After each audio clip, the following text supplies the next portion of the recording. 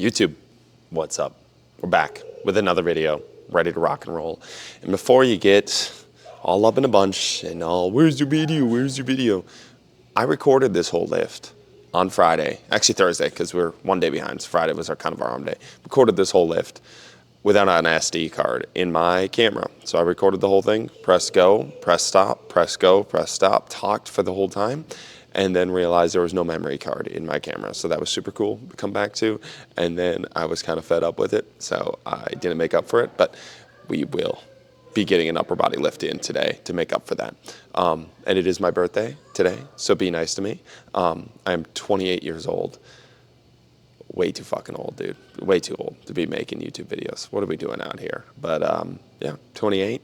It's kind of cool. I always just like looking back at my kind of favorite thing is to look at like other historical figures and like what have they done by this point, and it really kind of puts you into place. Like Alexander the Great, by the time he was like 25, had ruled entire nations and had the largest empire almost ever by 25 years old.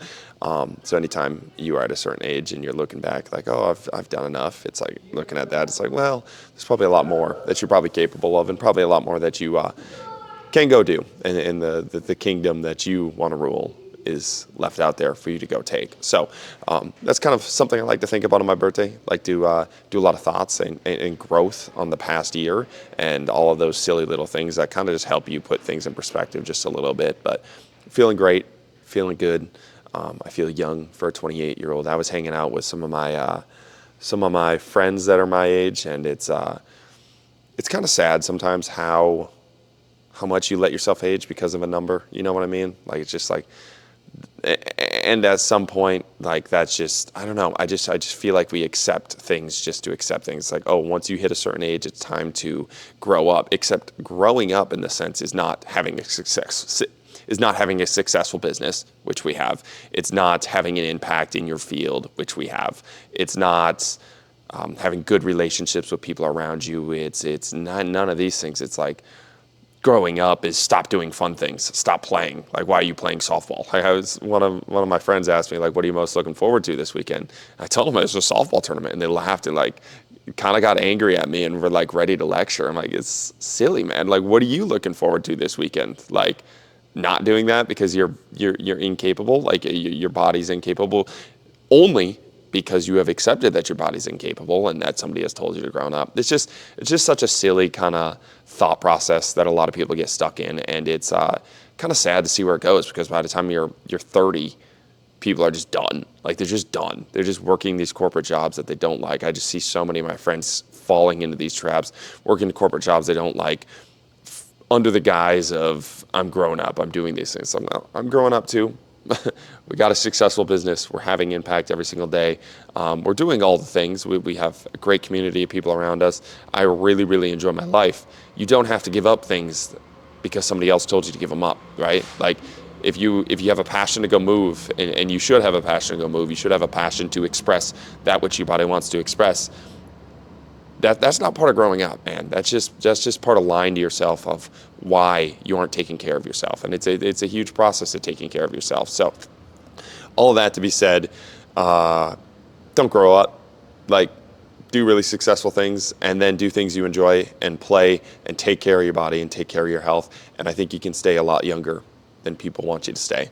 And I think it's sometimes it seems a little bit of a active measure of when other people don't feel good with their lives, other people don't feel good in their bodies, that they try to pull people down with them. They try to pull others with them. It's like, well, you should be doing this because I'm doing this. It's like, I don't think so. Pause. Let's look at this. Let's see where we take it. So just some thoughts for the birthday. We're going to hit an upper body lift today. We had a scrimmage this past weekend. Went really well. I'll talk about that. I'm going to get into the action here, and we'll talk about the scrimmage after, just so it's not a 14-minute rant to start today. But looking forward to today. Let's go. Main lift today, we got some landmine presses, so we're making up for the lift that we missed. So it's going to be more of a vertical upper body day, typical day that we've been doing. But we got landmine presses here, just that 45-degree, not clean and jerk or anything like that, just a pick up press here. I know landmines kind of get shit on a lot in the strength conditioning world, especially in the like powerlifting world of like just like you're working on too many things at one time. I enjoy landmine variations, especially on days where it's like a shoulder-friendly day. If we have like a heavy bench day on Monday, we'll use the landmine on Thursday or 2 days later. Still get a good pressing option in a way that's just a little bit more shoulder friendly. I really don't have a ton of athletes that complain about shoulder pain when they're pressing at that 45 degree, and I think it allows that shoulder to rotate just a little bit more.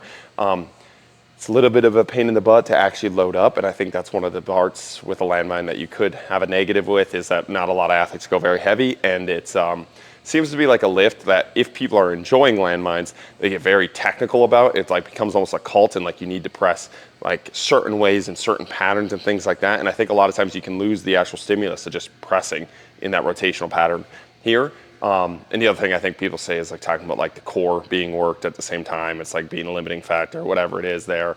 I think that's silly. Like I've never had my core gas out. I've had my core work in this and it feels amazing. I've never had my core gas out before my actual shoulder on these. So I think that's kind of a silly argument, but just 6 of them here, picking this baby up, coming up into this position here, 45 degree angle, we're pressing.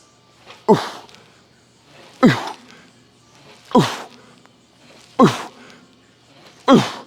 And just like these, how you're able to use that lower body momentum into the upper body, huge part of sports, right? I like that part. I don't know why we'd try to limit that in our weight room, like where I think a lot of people will be like, well, I want just the shoulder working in this, which you could go strict, but it's like, I don't know. I think that's kind of silly, like an old school bodybuilder type mentality way of thinking of it. But I had an interview with Landmine University, and that dude is a fucking goat with landmines. So we had a podcast together. I think it's on YouTube, otherwise it's on Spotify. If you want to check out some of the stuff he's doing with landmines and a lot of his wrestlers, but some really, really good stuff, really cool stuff that they're doing, and I enjoy. I'm not as deep in the rabbit hole seeing, but we had very similar philosophies, and one of the main tools that he uses is a landmine, and he talks about it being a tool for him. So I like that aspect of it. Don't throw out your tools if you don't have to. That's a good one. Keep it. Let's go. And we just got arm circles here. Open up the shoulder. Nothing super complex. We have 15 of them here. Just trying to get some weighted movement into that shoulder here. Get it in some circles. We have a couple different patterns planned. Last week we had those opening up ones when we were laying back. This week will be Wednesday. We have, I'm totally blanking on what it is. We got another circular motion with the arms, with these shoulders in these swing patterns. But yeah, really like the aspect here. I think you can build up a lot of those smaller muscles in the rotator cuff, especially in the pattern that you want your shoulder to be able to do, which is that kind of 360 overhead pattern. Again, if you want to go overhead, you should be able to get really good going overhead. And this can be a simple way to do it. Add some velocity there. You can do these for a ton of reps if you're really stiff. So athletes that, especially QBs and pitchers, will have athletes do these for 50 to 100 reps. Just kind of greasing the grooves there. Or you can go decently heavy, less reps, or you can go super fast. And kind of already has that added velocity aspect to it with the weight, as it kind of slingshots through. It's like an end-loaded bat, slingshots through, increases the torque and lever when it's that long. So mace is nice there too, or a little club, I should say. It's a little bit longer there. But yeah, really enjoy these. Nothing super crazy. Let's go. Ooh, there we go. Then the rotational pattern today. Just gonna be up here, make sure I'm in the camera. Up here, foot tall, same kind of stoop lunges that we had last week. But now you got that foot tall, able to open up just a little bit more into here. When I do this, I'm pushing with this hand, pulling with this hand on a lot of them just to get a little bit more of that twist there. And we're just going back and forth here, nice and fun. So the scrimmage this past weekend, tournament.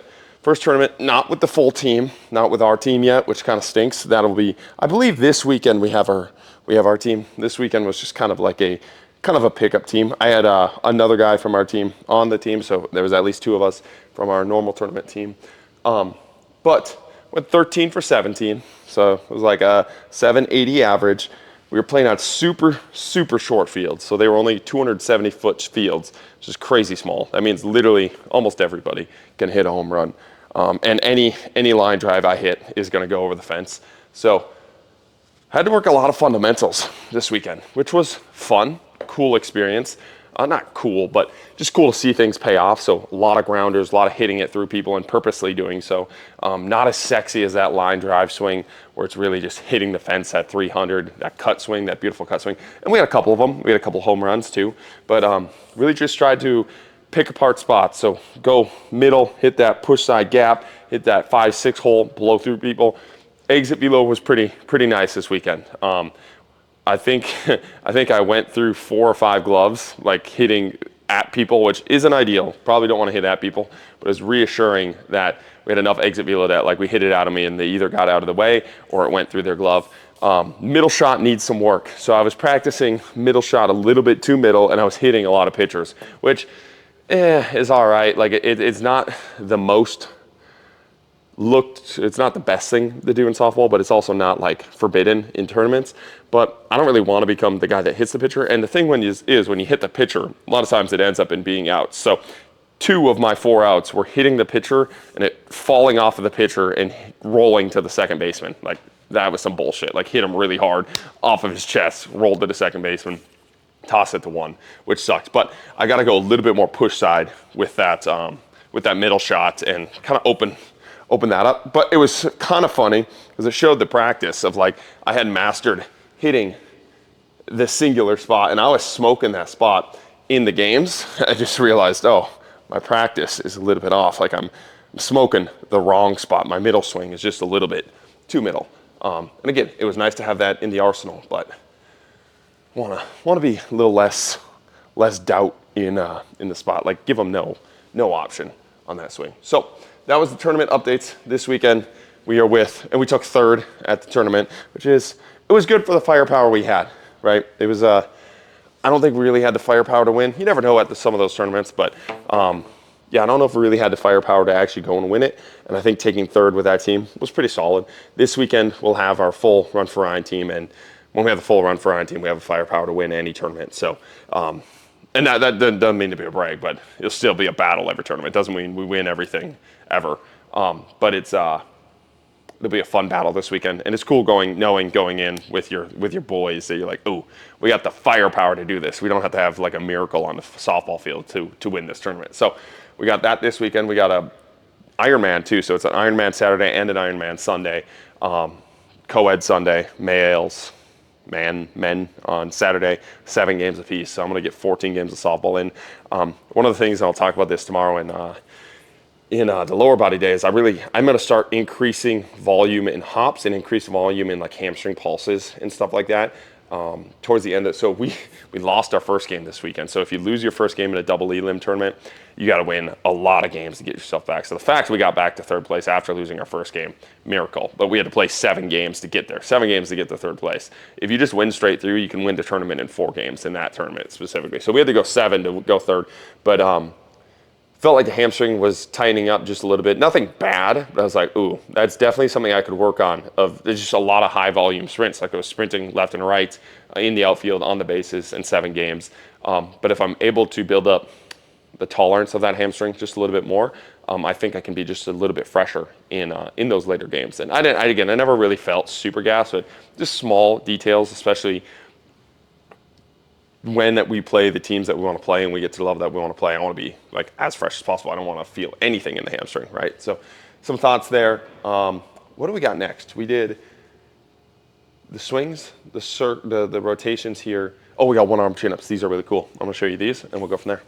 Then we got these one-handed pull-ups. Huge fan of these. Obviously, if you can do a one-handed pull-up by yourself, you're just a fucking Greek god. But talking about progressions for gymnastics last week, talk about regressions this week, and getting yourself to a point where you can do a body weight one-handed pull-up means, again, you're a Greek god, and I think that's something worth obtaining, worth pursuing, and regressions like a single arm pull-up in this sense, right here, 1 arm on with the bands here, are really, really nice. And these feel amazing. It feels different than doing a double arm pull-up. It feels like I can get more into the singular lat on both sides. Like I feel more singular lat than I would if I just did both, even at the same volume, right? So I really like that part of it. I think there's a big piece to the rotational aspect of having to stabilize with that hand, wrist, elbow without rotating all over the place, and being able to pull and initiate with one arm rather than just the other arm, and be able to segment the shoulders in just a little bit of a different way. So we're gonna be here, banded up, here, we're gonna come this way, crossing the legs. I'm gonna put my arm on these bands. My goal is not to pull up with the arm. So that's something you'll see when you start having athletes do these. They'll do a band and then they just pull up with these arms, which isn't the worst thing. Again, it could be a nice regression. When I get fatigued, I'll start doing that. But the goal is to just have it here to stabilize just a little bit, but I'm basically just holding myself so I'm not rotating all the way over, just here in this position. And we're pulling up into there, just like that. We got 10 of these. Well, it was 10 program total, but then I was putting too much band. Anyways, we're gonna do 5 here. Makes sense. We're doing, we should have 25 total throughout the day, just so we clarify. Ooh. I should have moved that dip bar. Ooh. Come on. Oh, yeah, just like that. Just told myself not to pull on that band, but a little fatigued from the last 2 sets of these. The first set I did too big of a band, and it was a nice good little warm up, but it was too big of a band, so I didn't get that big of a pump. Did this for the last set and didn't have to pull as much. This set just a little bit more fatigued. Here we go.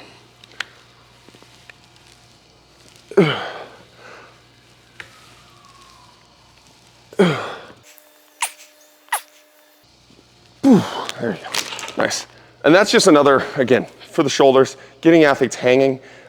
Dead hangs are great. One-handed hangs are great. Trying to get athletes to do them. I mean, you can force it. A lot of times, man, it's just not as fun. I can get a lot of time just hanging on a bar by giving them different pull-up variations. And, well, you're working other things, but you're still getting a lot of those one-arm hanging patterns, doing things like this. So it can be just a pull-up variation that makes it fun for the athletes to do pull-ups again while working on that shoulder in a ton of different ways. But that's another reason that we kind of spice up our pull-ups in that setting, is get athletes hanging from a bar, pulling from a bar in a creative way. That's fun. So let's set number 2 here. Again, ripping 6 rep max, bringing this baby up. Ooh, just like that.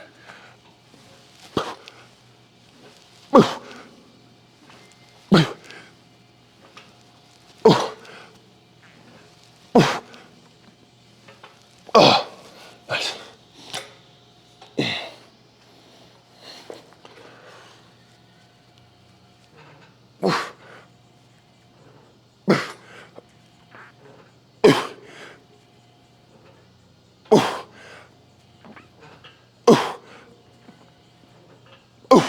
There we go.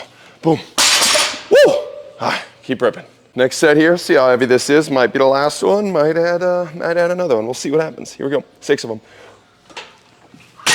Ooh. Ooh. Ooh. Ooh. Ooh, come on. Ooh.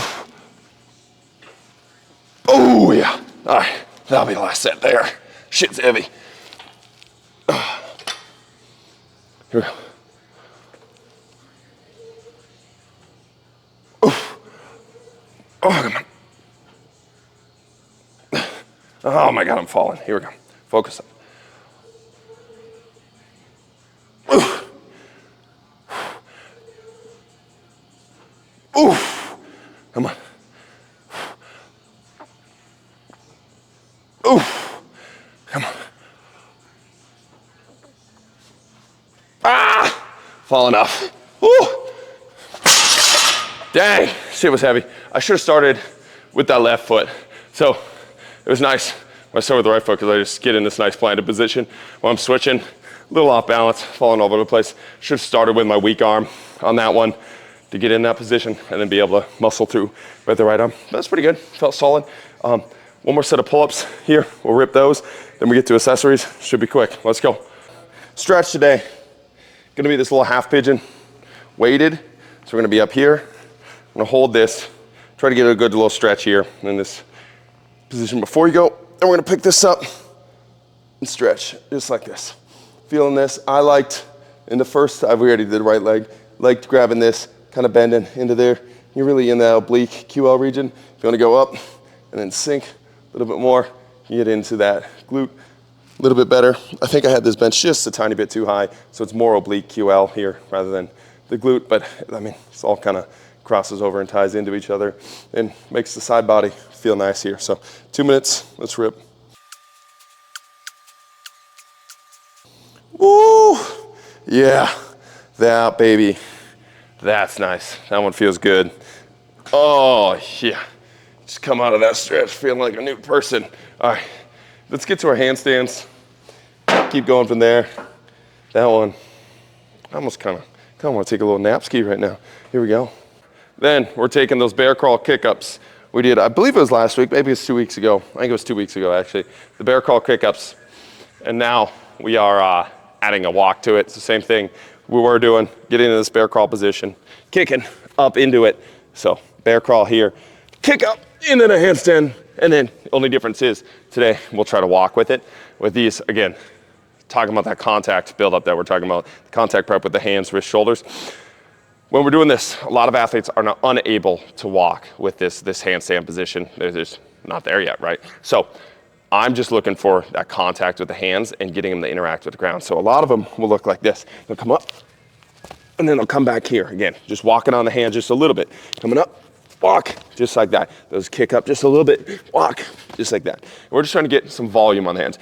If we have an athlete like myself that can walk on their hands, build that up, perfect. We'll get even more walking through there. But again, we're trying to find balance points, trying to build up a little bit of contact with the ground, get them used to that. They'll fall a couple times, get them used to falling. Obviously, they don't want to eat shit terribly, but this is a nice one where they're kind of controlled. They're not really going to fall in a super crazy manner. So we're just going to go for a pillar, coming up here, as few sets as possible, few jump ups as possible. You want to walk for as long as possible, come back down. So let's get it. Oh, as soon as I say that, I suck at walking in my hands. Here we go.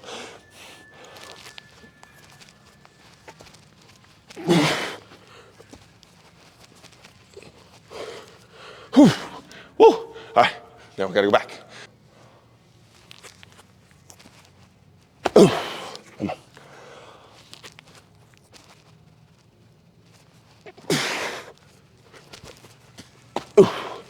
Come on, last one. Here. Come on. Just like that. All right, wait, 2 more sets of that one. Going pillar to pillar. So we hit 3 total pillars. Nice and spicy, really good. And yeah, we get to our next accessory. I'm trying to think what do I do.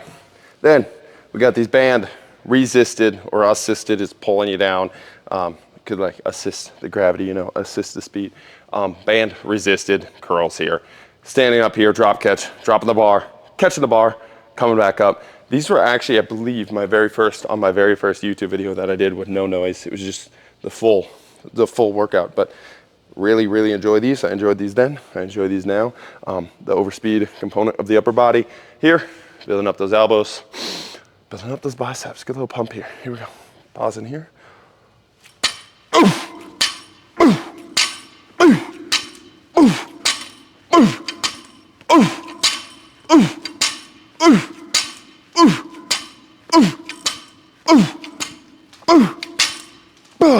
There we go. All right, those are spicy.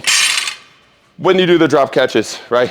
It's a full drop. So your goal is to here, let go of the bar, race it down, catch it. When you catch it, it's a stick. You do not want to be collapsed. Dr. Tommy John always talks about not letting it destroy the body, not being too much for the body to overcome. So you want to be able to stick that position, hold that position, then we come back up. You see a lot of athletes, it's kind of, and the other thing, pause, man. Pause at the top so we know where the rep is, right? So we get to the top, we pause, dead stop, then we drop, then we come back up. Pause, drop, come back up. I think a lot of athletes, they just kind of like sit there and circle jerk their way up and down through that movement. It kind of looks goofy. Really got to hit pause, let it go, come back up, stick it.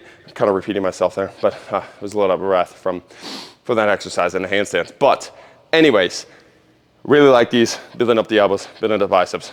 Sweet pump while still getting in a lot of force.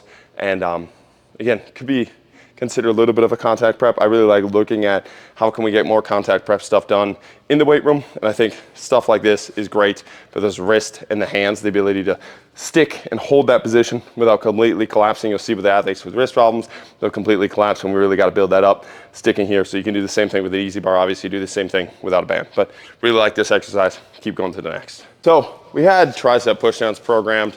I've been a bigger fan of dips for myself. Kind of have, not that the triceps are built in the best triceps ever, but a lot of my body is triceps, and I really like the dipped aspect. I can get a little bit more chest in. It's more functional in quotations. It feels a little bit more, feels harder for me, right? Tricep pushdowns, I feel like I can max out the machine and get a little burn specifically in one part, but I feel like the dips, for me anyways, I feel like I get a lot more done with these dips, and my triceps are my weak point, and my triceps were my weak point. My chest is my weak point, so I would do more chest flies, right? My triceps were my weak point. It would pay to do the individual exercise. It's never not worth it. Just I feel like my triceps don't really need the individual work. A lot of other stuff does. So I'm gonna sub these out. Rip some dips, Rocky style, baby.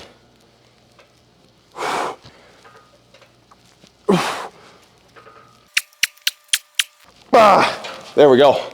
Woo! Yeah, that's a good little pump for the titties. All right, I think we got lateral hangs and some spine bend stuff done, and then I got to finish the handstands, but I think we're pretty much done after that. Let's go. Nice and simple one here. We got these Jefferson hug curls. I didn't really have a better name for it, but we're just gonna hug the plate here. We're gonna bend over, and we're just gonna hang out in this folded up position. Again, spinal flexion isn't something I'm super amazing at. And I feel like a lot of athletes really struggle in this position. And I think, again, a lot of this comes down to the fact that we avoid it in a lot of our movements and teach it as a bad movement. And I think a lot of times when bad movements get out there, athletes stop doing them. But all movements are kind of required in sport. You're going to find yourself in some of these positions and in life, he's picking things up. So I don't think there's any benefit to calling things bad movements, because I think a lot of times we see the residual effect of saying this stuff when athletes do avoid it. But we're just bent over here, hugging it, and then once you really start to open up, just hang and rotate just back and forth. Don't have to go too fast. More of a stretch, nice and easy. It's a really good one to get athletes comfortable in this rounded spine position because it feels good. You're not loading crazy like in some of the Jefferson deadlifts that we'll do. But just a little primer, you know. Feels nice, especially after a long weekend or you're sitting at your desk all day. It's a good one. Rotate in here and chill. Oh, we fell off. But anyways, that's a good set here. We're gonna hit our lateral hangs. We're gonna get outie. Good day. Back flip. Let's go. And then last thing we got today, again, pretty shoulder friendly, decently light day today. Good week starter. And good primer for the Thursday lift if you do this lift on Wednesday like it's typically programmed for us. But we got single arm hangs here.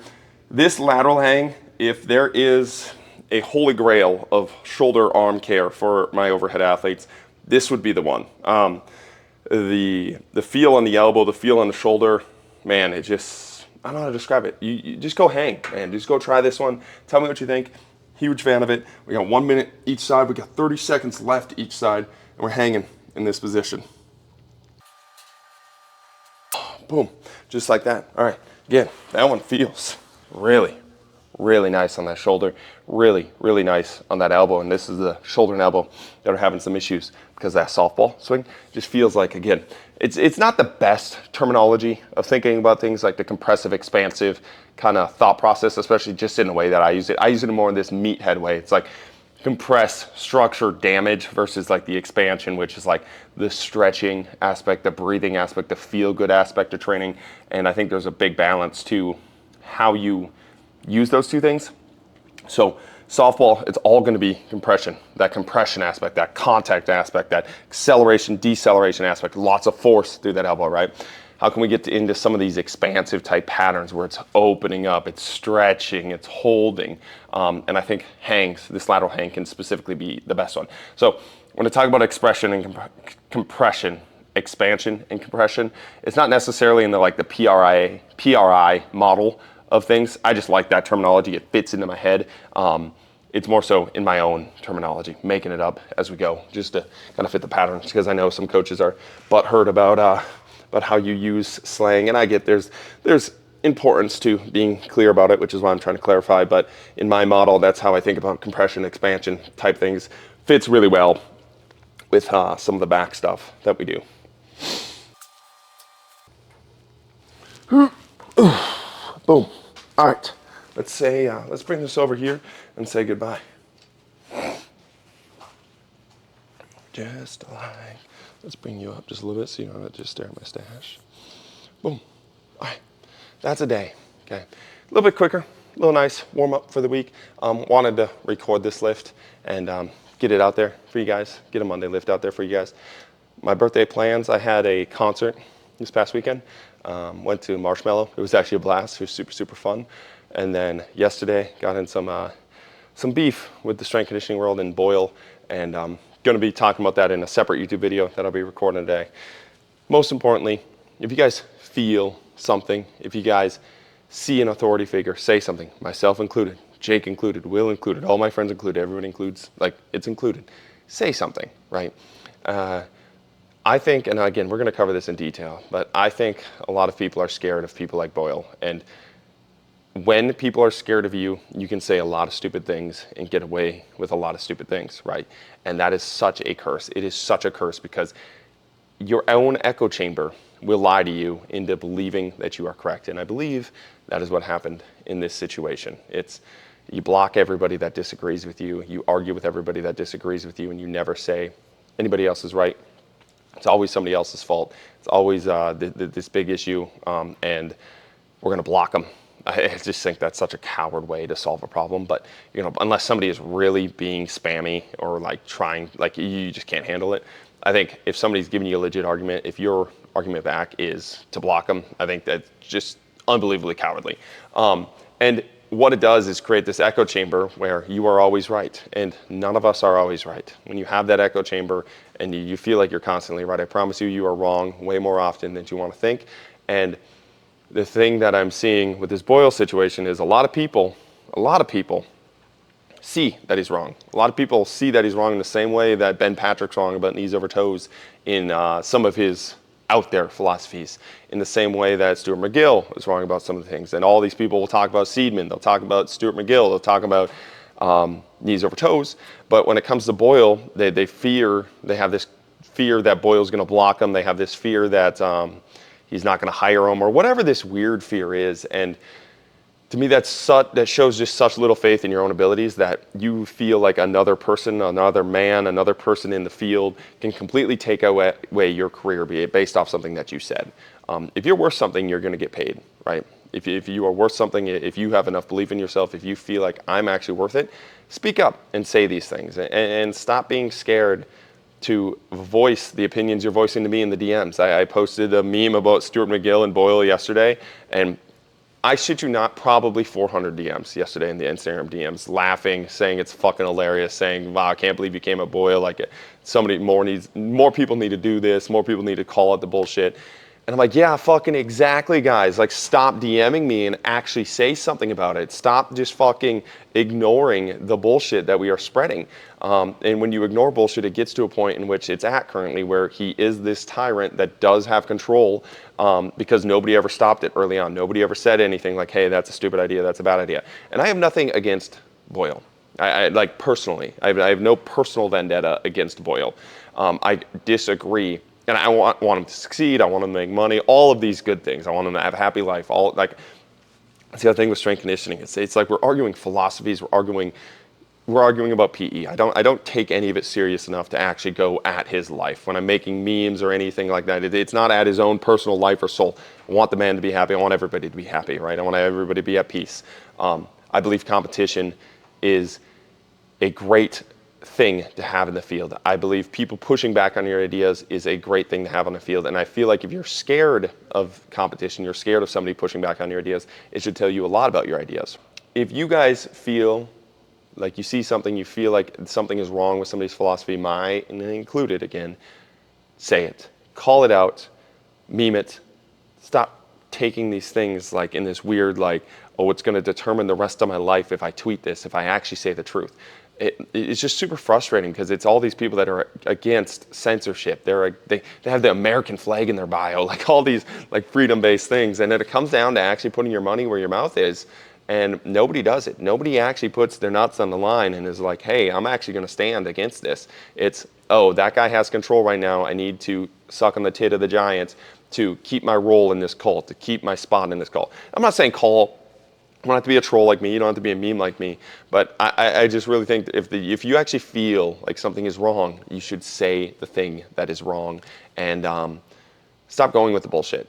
Have enough faith in yourself that if you do go against the bullshit and that person is in power, that you have enough power within yourself to be able to make it without that external power helping you. And even with that external power going against you. That's another thing. Boyle has told multiple athletes and coaches not to work with me. Multiple interns, multiple coaches, multiple athletes have came to me and showed me DMs, told me what he said about how silly and dangerous and bad our training is, the Yoakum strength model is, right? And again, whatever. Like I'm not scared of losing clients, but like he has already tried to go through that pathway, and we are standing just fine.